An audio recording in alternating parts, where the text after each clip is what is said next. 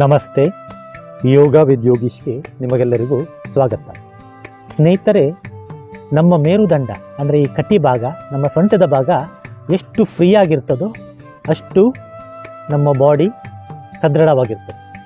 ಇದು ಯಾವಾಗ ಜಾಮ್ ಆಗಲಿಕ್ಕೆ ಶುರುವಾಯಿತು, ಸ್ಟಿಫ್ ಆಗಲಿಕ್ಕೆ ಶುರುವಾಯಿತು, ಆಗ ನಮ್ಮ ಬಾಡಿ ಮುಂದೆ ಬಗ್ಲಿಕ್ಕೆ ಶುರುವಾಗ್ತದೆ.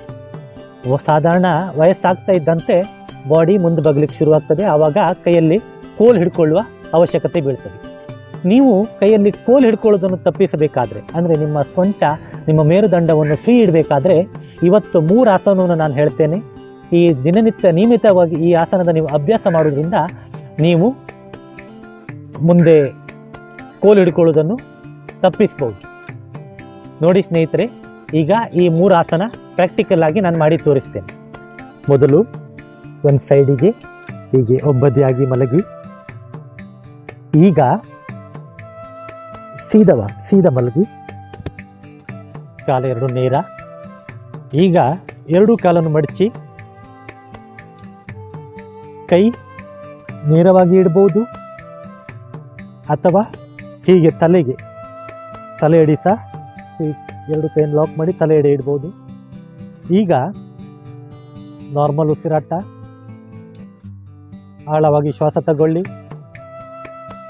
ಶ್ವಾಸ ಬಿಡ್ತಾ ಯಾವುದಾದ್ರೂ ಒಂದು ಸೈಡಿಗೆ ಹೋಗಿ. ಎರಡು ಕಾಲಿನ ಪಾದ ಒಟ್ಟಿಗಿರಬೇಕು, ಗಂಟು ಒಟ್ಟಿಗಿರಬೇಕು, ತಲೆ ಇನ್ನೊಂದು ಕಡೆ, ಭುಜ ಕೆಳಗಿರಬೇಕು.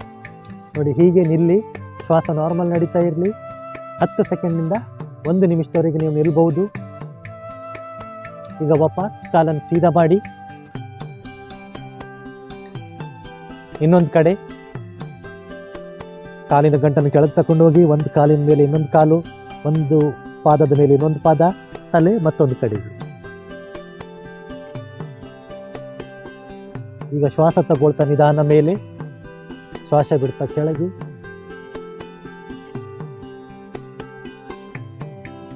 ಶ್ವಾಸ ತಗೊಳ್ತಾ ನಿಧಾನ ಮೇಲೆ, ಶ್ವಾಸ ಬಿಡ್ತಾ ಕೆಳಗೆ. ಈಗ ಇದನ್ನು ಸ್ವಲ್ಪ ಫಾಸ್ಟ್ ಮಾಡಬಹುದು. 1 2 3 4 ಹೀಗೆ. ನೋಡಿ ಸ್ನೇಹಿತರೆ, ಇದು ಮೇರುದಂಡಾಸನದ ಮೊದಲ ಭಾಗ, 1ನೇ ಭಾಗ. ಈಗ ಇದರಲ್ಲಿ ಸೆಕೆಂಡ್ ಪಾರ್ಟ್ ನಾವು ಮಾಡುವ. ಕೈ ಹೀಗೆ ಇರಲಿ, ಕಾಲಿನ ಮಧ್ಯೆ 1.5 ಅಥವಾ ಸ್ವಲ್ಪ ಜಾಸ್ತಿ ಅಂತರವಿರಲಿ. ಸೇಮ್ ಅದೇ. ಈಗ ನೋಡಿ, ಕಾಲು ಎರಡು ಕೆಳಗೆ ಹೋಗ್ತದೆ, ತಲೆ ಅಪೋಸಿಟ್ ಸೈಡಿಗೆ, ಒಂದು ಕಾಲಿನ ಗಂಟಿಗೆ ಇನ್ನೊಂದು ಕಾಲಿನ ಪಾದ ಟಚ್ ಆಗಬೇಕು. ಹೀಗೆ 10ರಿಂದ 1 ನಿಮಿಷದವರೆಗೆ ನೀವು ನಿಲ್ಬಹುದು. ಉಸಿರಾಟ ಸಾಧಾರಣ. ಈಗ ಶ್ವಾಸ ತಗೊಳ್ತಾ ಮೇಲೆ, ಶ್ವಾಸ ಬಿಡ್ತಾ ನಿಧಾನ ಕೆಳಗೆ. ನೋಡಿ,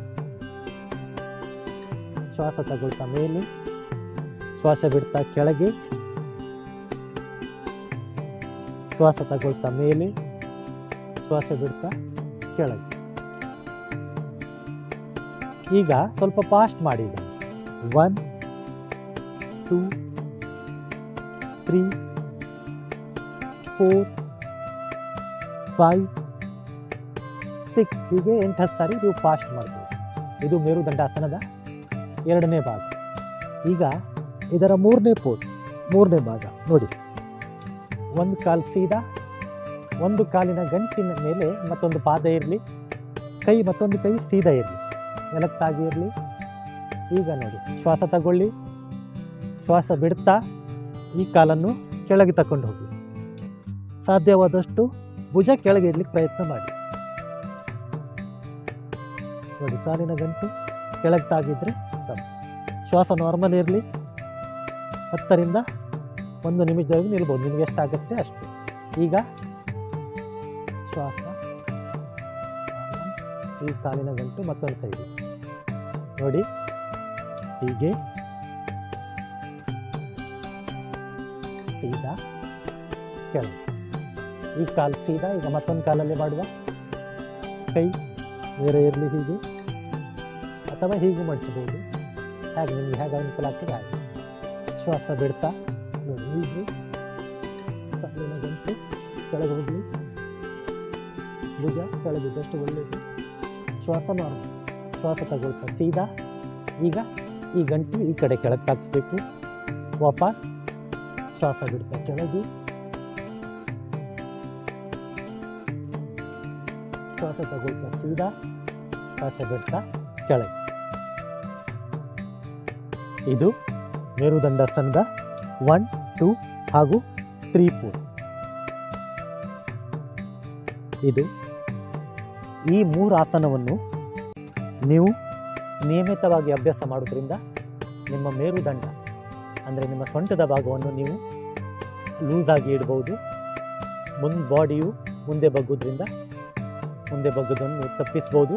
ಹಾಗೂ ಕೈಯಲ್ಲಿ ಕೋಲ್ ಬರುವುದನ್ನು ಸಹ ನೀವು ತಪ್ಪಿಸ್ಬೋದು. ಸ್ನೇಹಿತರೆ, ಇದು ನಮ್ಮ ಮೇರುದಂಡದ ಫ್ಲೆಕ್ಸಿಬಿಲಿಟಿಗಾಗಿ ಈ 3 ಆಸನ.